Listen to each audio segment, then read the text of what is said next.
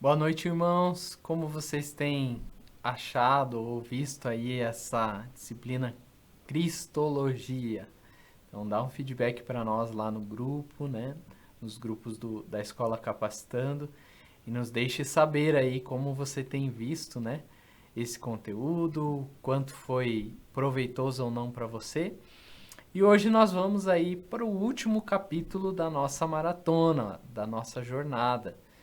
E antes disso, eu queria agradecer com você, né, ao nosso Deus, por esse tempo que nós teremos aí para finalizar todos esses conceitos que nós temos visto e dar o último passo aí. Não o último, né? Eu creio que vai ser o primeiro passo, que você vai se apaixonar aí por Cristologia, vai querer estudar bastante, ler bastante livro a respeito do assunto, tá bom? Que seja aí uma porta também de curiosidade para você. Vamos orar?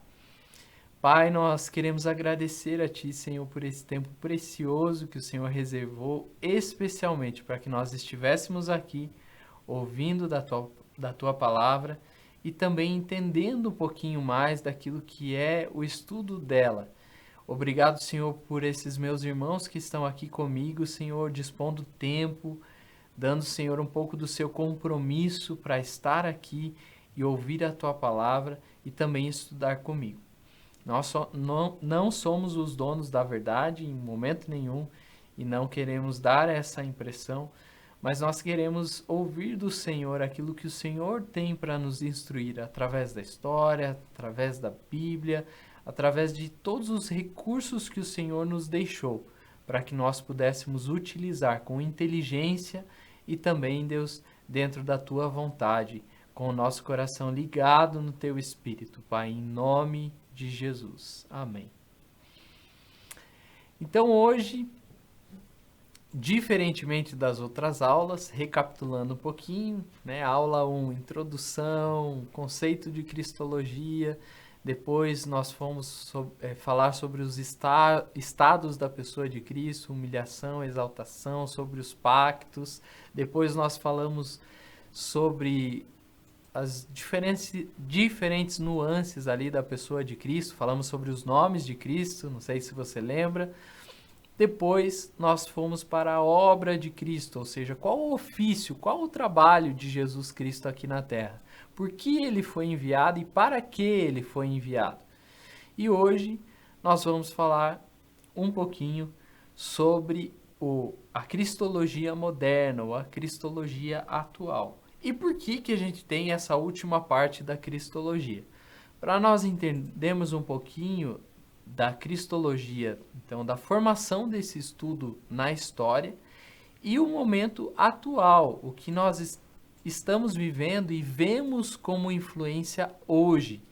Porque em muitas linhas, vertentes, religiões, igrejas, nós temos conceitos ou práticas doutrinárias distintas e diferentes uma das outras. E aí nós paramos para pensar, mas por que uma igreja é diferente da outra, sendo que Jesus é o mesmo, Cristo é o mesmo, a Bíblia é a mesma, né? Apesar de que nós vamos ver em bibliologia no próximo módulo com o pastor DH, já deixando aí uma pequena propaganda. Em janeiro nós teremos o início da bibliologia. Nós vamos ver que existe diferenciação entre Bíblias, né? E como eu já dei na última aula também uma pincelada em relação a Bíblias diferentes e traduções diferentes, que têm pequenas diferenças, porém são grandes diferenças, né? Em relação à compreensão. Mas por que então essas crenças ou esses grupos de pessoas com crenças diferentes foram se espalhando ao invés de se unir, né? Porque a igreja de Jesus é uma igreja una. Mas por que então existem essas diferenciações, né? E dentro de cristologia não é diferente. Nós temos diferentes pensamentos em relação àquilo que é dito e visto na palavra do Senhor, em relação até à questão bibliológica, né? A questão de formação do texto sagrado. E aí nós vamos falar um pouquinho sobre pensamento moderno da cristologia em relação à reforma protestante para cá, tá? porque foi o período onde mais se falou ou se fala sobre cristologia em toda a história, né, da humanidade. Então, dois personagens que foram contemporâneos à Reforma, e eles eram também, entre aspas, reformadores, porém de uma ala distinta. Então, mesmo na Reforma, que foi um movimento contra aquela cultura religiosa da Igreja Católica Apostólica Romana até então, né, por volta ali de 1500, existiram pessoas que eram de uma ala que estava discutindo aquilo que estava sendo reformado. Obviamente, o ser humano, como sempre, demonstrando a sua capacidade de se multiplicar, né, em pensamentos, em convicções. E essas dois personagens, um deles foi Fausto Sozzini e outra Michael Servetus, eu não sei se é essa a pronúncia correta, mas foram contemporâneos ali dos anos 1500, né, de 1511 a 1553, o Sozzini. Eles eram de uma ala da não ortodoxia. Lembro na última aula, lá nos últimos comentários, eu falei que a não ortodoxia é um pouco perigosa, porque ela vai para uma linha que dá, enfim, diversas interpretações e interpretações não comumente bem solidificadas, né? Mas ideias um pouco mais soltas. Então, para Sozzini e Servetus, né, seja essa a pronúncia correta, a ideia era preservar a humanidade de Jesus Cristo, daquele estudo, né, de cristologia que nós vimos até então. Então, a pessoa de Jesus Cristo apenas como exemplo moral, certo? Então, eles reduziram ou preservaram a humanidade de Cristo apenas como um exemplo moral. Que Jesus, olha, veja bem, Jesus realmente foi um exemplo. Quando ele estava lá com a prostituta, olha o que ele fez. Ele pediu para que aquele que não tivesse pecado atirasse a primeira pedra. Então, ele é um exemplo moral de preservação da vida humana. Veja só como ele é um exemplo até hoje, né? Ou, por um outro lado, até a preservação da feminilidade, eu não vou usar a palavra feminismo, né? Porque na época as mulheres e crianças nem eram personagens reconhecidos ou contados na história, né? Como pessoas. E Jesus, em muitos momentos dos evangelhos, ele vai falar sobre figuras femininas ou sobre mulheres, né? Naquela época já não era assim, as mulheres nem consideradas eram. Então, para muitos pode dizer assim, veja só, olha, Jesus foi o exemplo, né, de dignidade da pessoa feminina ou da mulher, né? E os socinianos de Socini, eles tinham o costume de se dirigir à oração e à adoração somente a Jesus.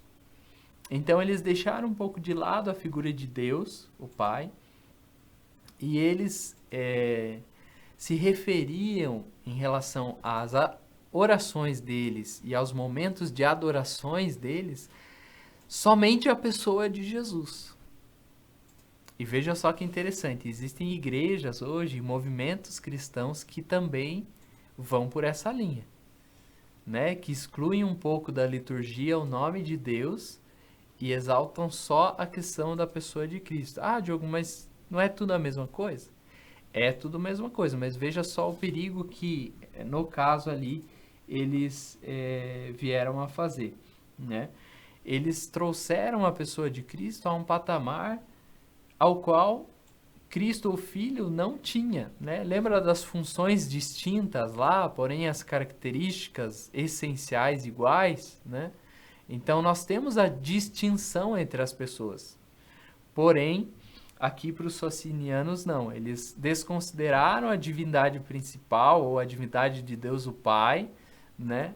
Quando eu falo divindade principal, não entendo como se Deus, o Pai, fosse maior que Deus o Filho ou o Espírito Santo. Mas estou tentando dizer assim de uma maneira geral a divindade, né?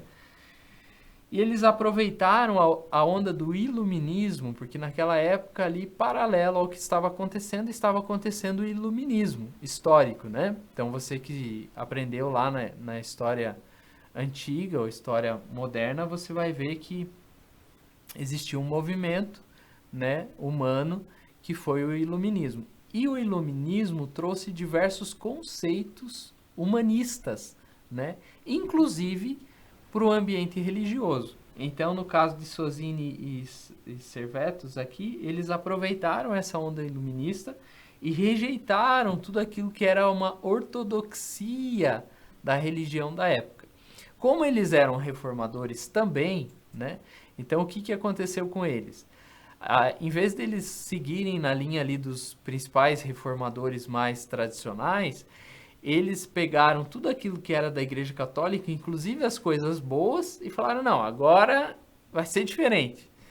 Só que é aquela velha história, né? De você jogar o bebê em vez da água suja, né? Então eles acabaram jogando princípios e preceitos teológicos muito importantes, que inclusive eram bases da Igreja Católica Apostólica Romana, e eles acabaram subvertendo ali um outro caminho, né? E trouxeram esse novo pensamento sobre Cristo.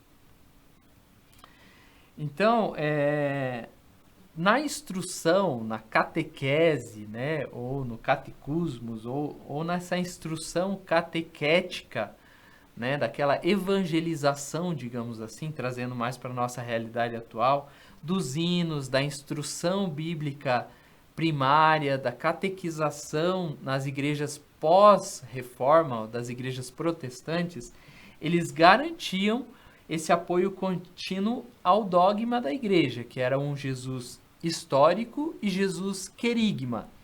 Qual que é essa diferenciação? Eles afirmavam que Jesus realmente existiu historicamente como pessoa, como carne e osso, e que Jesus também era o querigma, que querigma do grego significa aquele evangelho proclamado, ou própria proclamação do evangelho.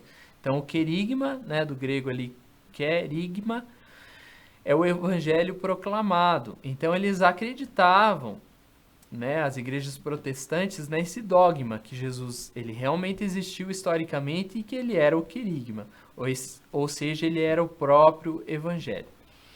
E durante o período do pietismo das igrejas protestantes, né, nas igrejas protestantes, inclusive o nosso movimento ou a nossa denominação Cristianismo Decidido nasceu do pietismo, né, dessas igrejas protestantes ali pós-reforma. Então, dentro desse período, existia uma lealdade ao ensino ortodoxo, né, esse ensino mais tradicional, que foi combinado com uma ênfase crescente na humanidade de Jesus. Por quê? Porque até então a Igreja Católica Apostólica Romana, ela dava uma ênfase bem grande à questão a Deus o Pai, a divindade, né? A figura inclusive do Papa, que foi instituída depois, né? Como Pedro, o primeiro Papa da Igreja. Enfim, existia uma figura ali também muito importante que competia, digamos assim, com a figura de Cristo? Pode ser que sim. Maria também competia com a figura de Cristo? Alguns vão dizer que sim, outros vão dizer que não. Mas nesse pietismo das igrejas protestantes, eles começaram a dar uma ênfase maior em relação à humanidade de Cristo. Então até os hinos da época, as canções, né, compostas, tudo, eles falavam mais sobre essa ênfase na humanidade de Cristo e não na divindade do Pai, tá? E aí entra o século XVIII, como eu falei já sobre o iluminismo, ele abriu a porteira, né, para o interesse das pessoas em estudar essa questão moderna da vida de Jesus.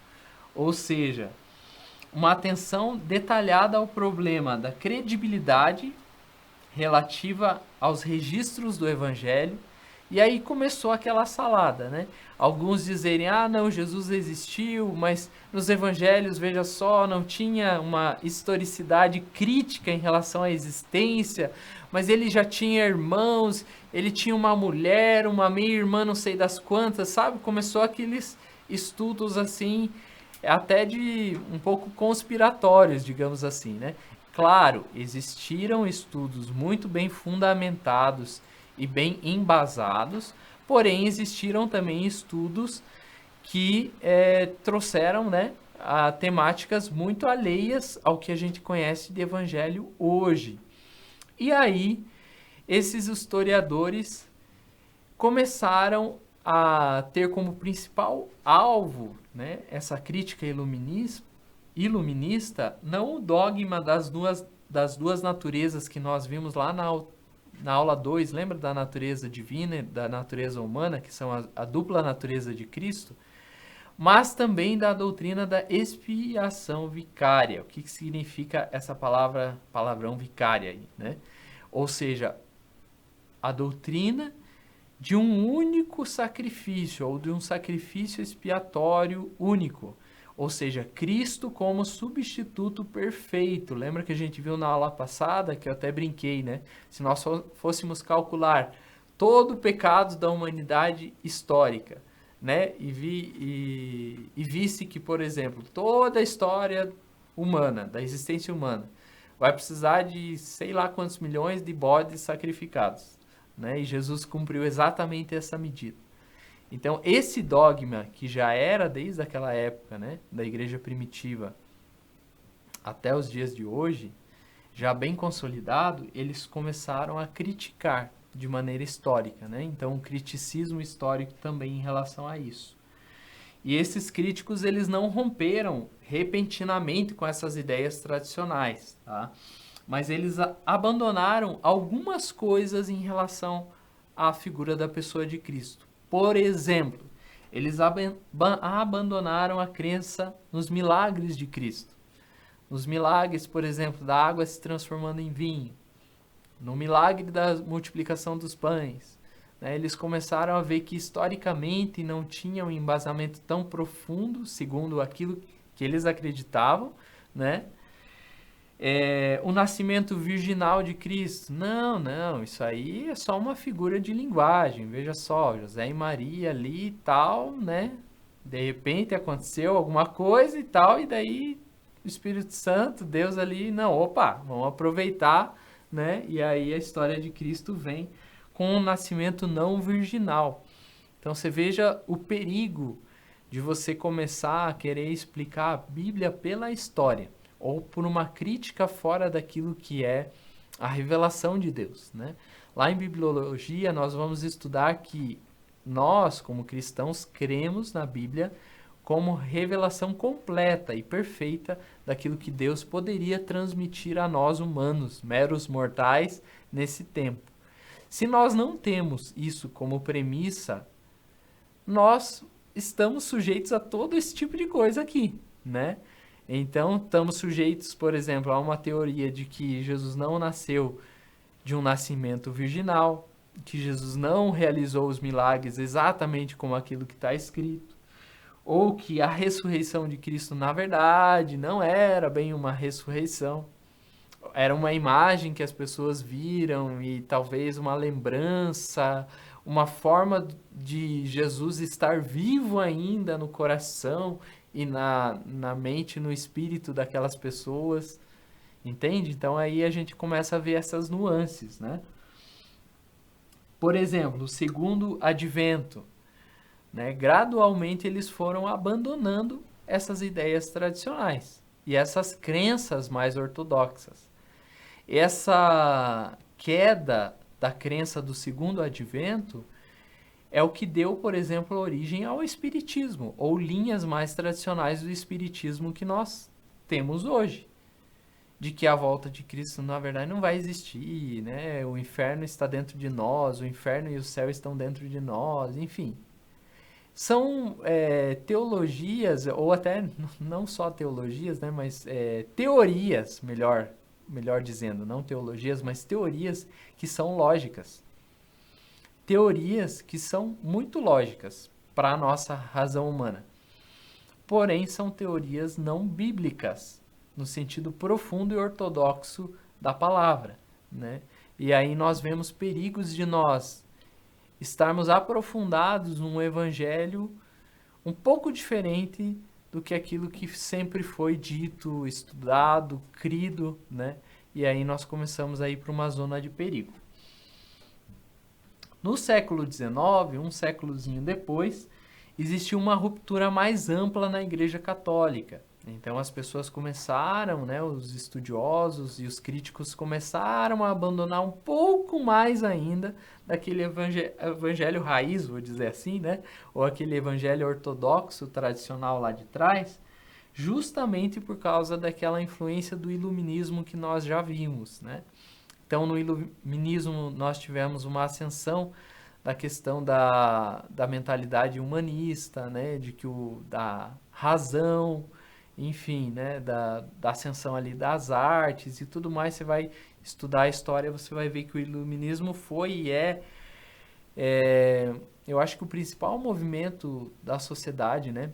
Que influencia até hoje tudo que nós somos, né? E vivemos. Então, porém, ele trouxe também coisas muito positivas, né? Por exemplo, na área da academia, da ciência, da arte, né? Porém, na área de teologia, nós temos aí algumas vertentes que podem ser um pouco perigosas, tá?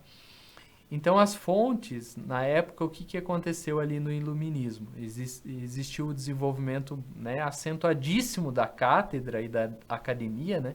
A cátedra nada mais é do que aquelas cadeiras, né? Daquelas pessoas entendidas, por exemplo, eclesiasticamente, né? Então, na igreja, os próprios estudiosos e também na academia, os cientistas, né? Então, as fontes para a vida de Jesus, naquela época ali, começaram a ser trazidas para esse enfoque, que a vida de Jesus deveria ser estudada como outras fontes. Por exemplo, eu tenho um livro apócrifo, né? Você vai ver lá mais em bibliologia também, o que significa um livro apócrifo. É um livro que não tem uma autenticidade canônica, ou seja, ele é um livro histórico, pode ser um livro importante, e a maioria deles são importantes, porém não é um livro que entrou para o escrito canônico, ou seja, para a revelação, né, do cânon, daquilo que nós temos hoje como texto sagrado. Então eles diziam assim, que essas outras fontes, seja um livro histórico, seja uma arqueologia, um pedaço de uma pedra lá da época de Cristo, seja uma teoria bem consolidada, que todos esses elementos deveriam ser trazidos junto com esse histórico teológico mais ortodoxo. Então, assim, não é esse estudo ortodoxo teológico que vai embasar a vida de Jesus. Você tem que trazer também um pouco de arqueologia, você tem que trazer também um pouco dessa outra visão, dessa outra fonte, e aí você constrói. Era tipo um Jumanji, assim, né? Você tem ali o livro, mas você que vai meio que construindo o final da história, né? Então, era um tipo de construção de uma biografia para Cristo, que você deveria pincelar todos esses elementos para fazer um estudo completo, tá? Então, foi isso que o iluminismo trouxe para esse século XIX, né? O estudo da cristologia nessa ênfase. A ortodoxia da teologia precisa ser considerada sim, porém ela não é a única fonte de estudo. Você precisa pensar outros elementos para esse teu estudo, tá? Então aí nós começamos a ter uma distinção na pessoa de Cristo, que era a distinção entre o Jesus da história, aquilo que foi relatado, certo? E que é comprovadamente descrito, e o Cristo da fé, que seria aquele Cristo dentro da realidade da fé no cristianismo, né? Então, assim, já no século XIX, a gente tem um pouco desse pensamento que permeia as religiões e igrejas até o dia de hoje, né? Nós vemos que existem muitas divisões e muitas formas de interpretação para diversos temas, né? Origem de Cristo, enfim, aquilo que eu dei até de exemplo, né, de familiar, de linhagem de Cristo, de teorias, enfim, sobre a vida e a pessoa de Cristo, que são inúmeras, né? E hoje você escolhe uma que fique confortável para você, digamos assim, né? Então existem diversas vertentes e esse é um perigo também que existiu após essa entrada do conceito iluminista na teologia, né? E aí falando um pouquinho mais aprofundadamente da teologia católica apostólica romana. Também no século XIX, eles atribuíram Jesus como um ser humano como os outros seres humanos. E até aí tudo bem, certo? Porque a gente viu que existia aquelas duas naturezas, natureza divina e natureza humana, certo?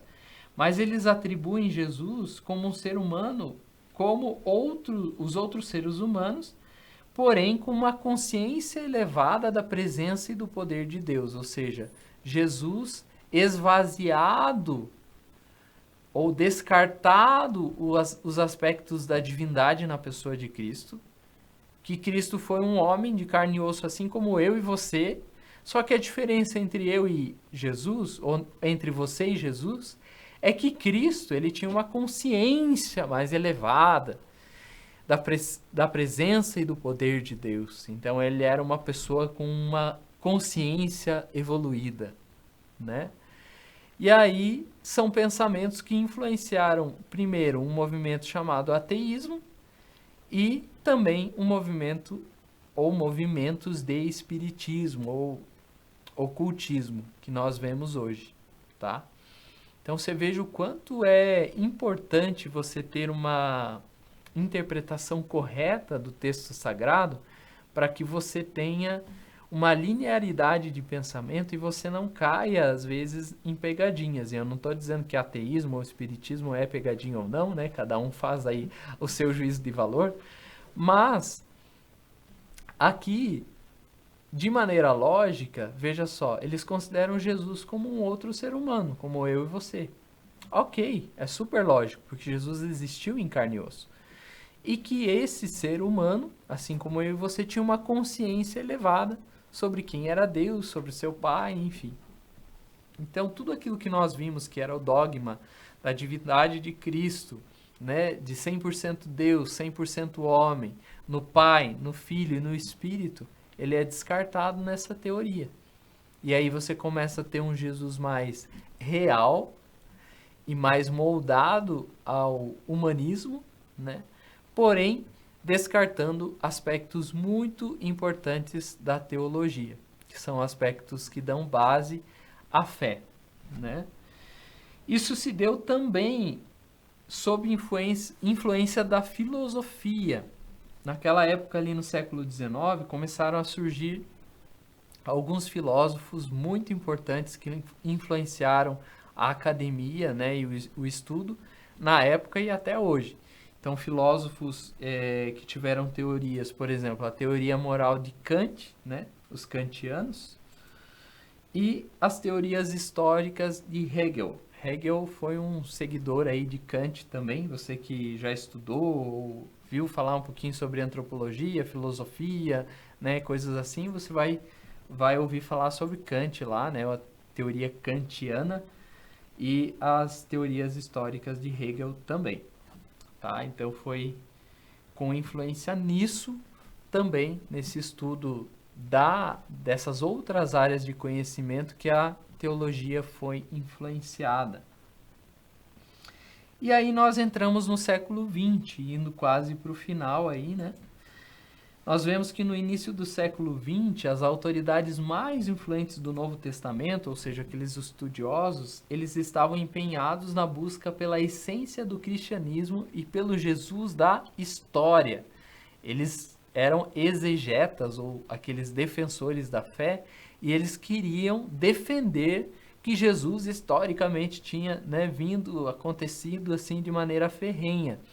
E essa busca, né, desses estudos, ali nas primeiras décadas do século XX, tiveram uma conclusão revolucionária em relação aos ensinamentos de Jesus, e a saber o que foram essas essas conclusões, que ele esperava que o fim dos tempos chegasse logo após a sua morte e que seus ensinamentos, conforme escritos nos evangelhos, eram uma ética provisória. Olha só, pretendida para a comunidade messiânica no breve espaço de tempo que ainda resta antes do fim. Ou seja, o que eles estão dizendo?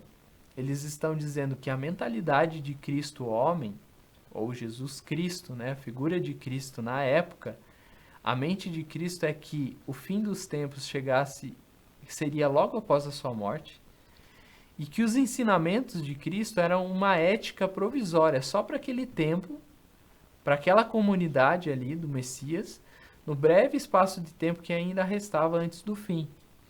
O esforço para aplicar esses ensinamentos na vida moderna foi começado a ser criticado como uma modernização perigosa. Por que ele foi considerado uma modernização perigosa? Veja só como é uma linha bem fina, mas muito perigosa mesmo.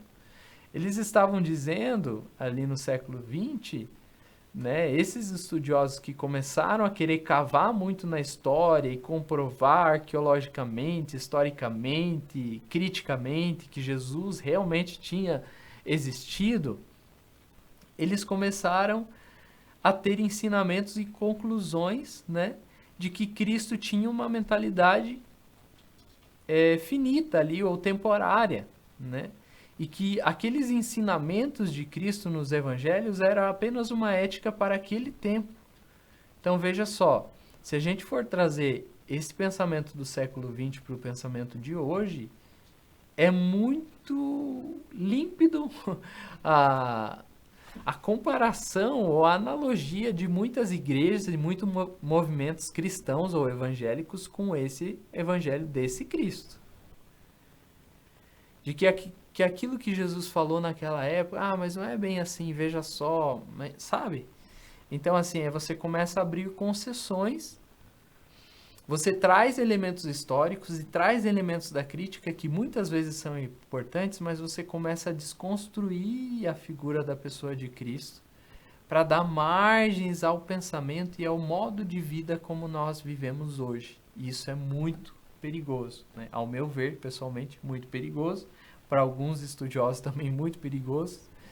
E foge um pouco daquela ortodoxia bíblica a qual nós nos detemos mais firmemente.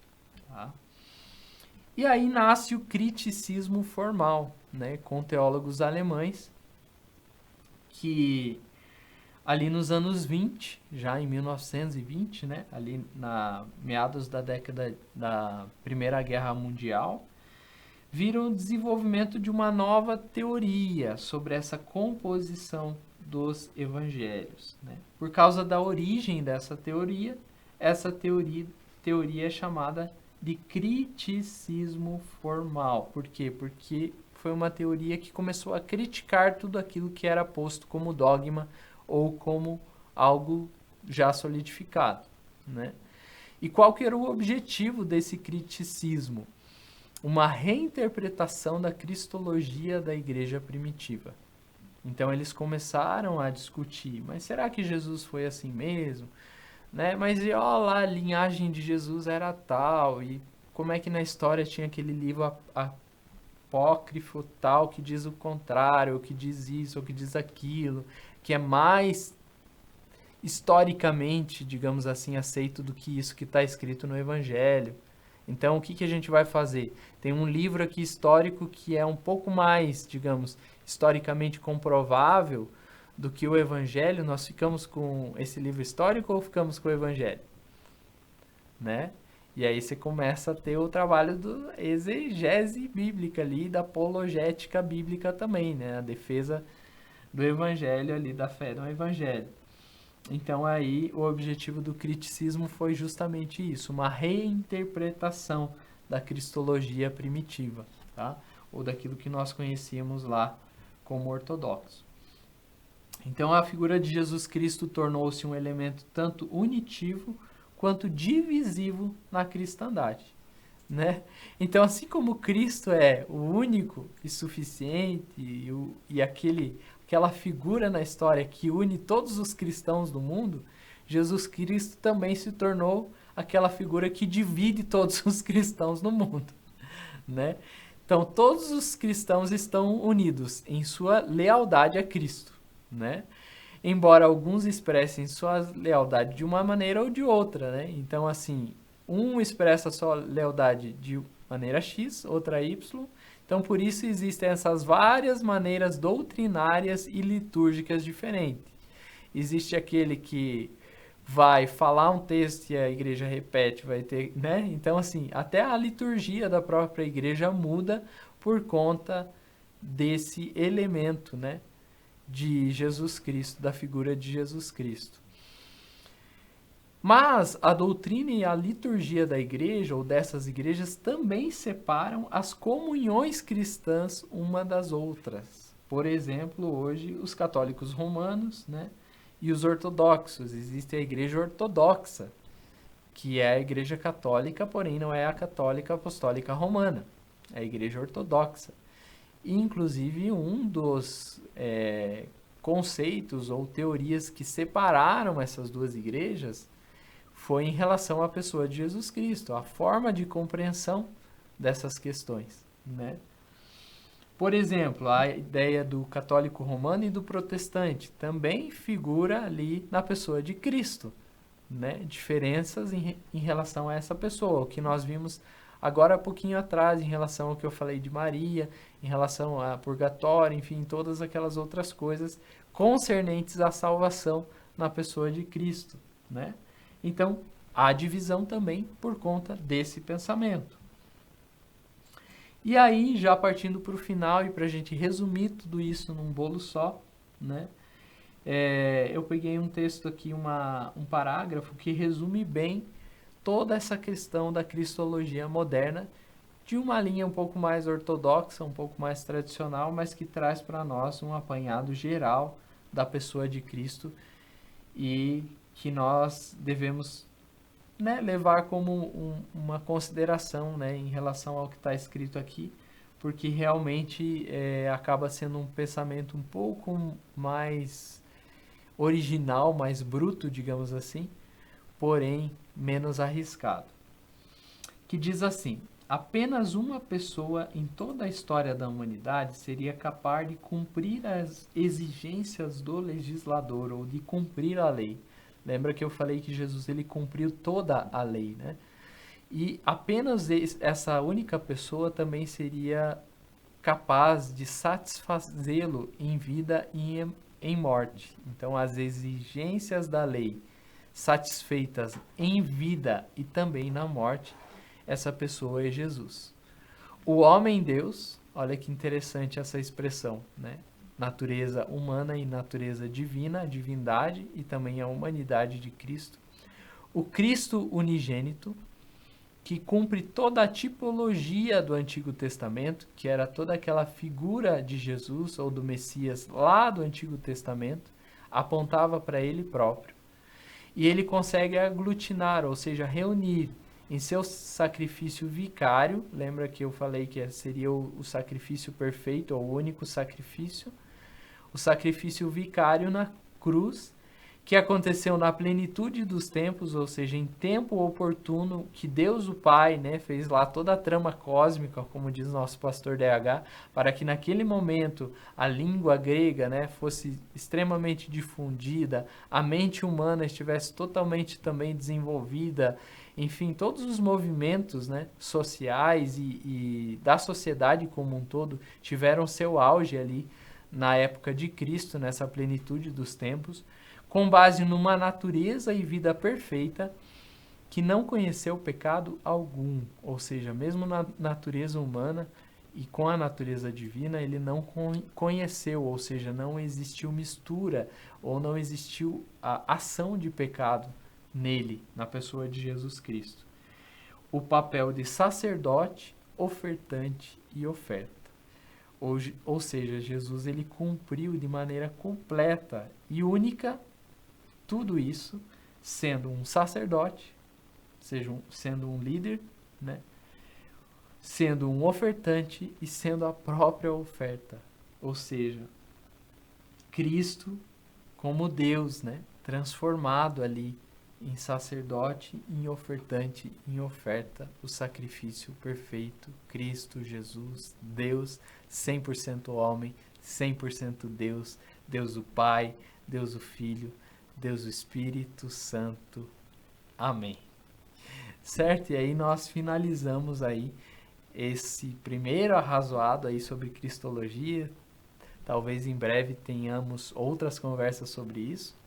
Com certeza em outros módulos a gente vai falar ainda sobre cristologia ou sobre a pessoa de Cristo, em outras nuances, né, e vertentes também, mas espero que eu tenha contribuído aí para você conhecer esse tema de cristologia, saber sobre a pessoa de Cristo, quão importante ele foi, é e será, né, e o quão importante é para a nossa fé individual e a nossa convicção ter esses conceitos bem firmados, né, e formados em nós, na nossa mente e também no nosso coração, tá bom? Deus abençoe a sua vida.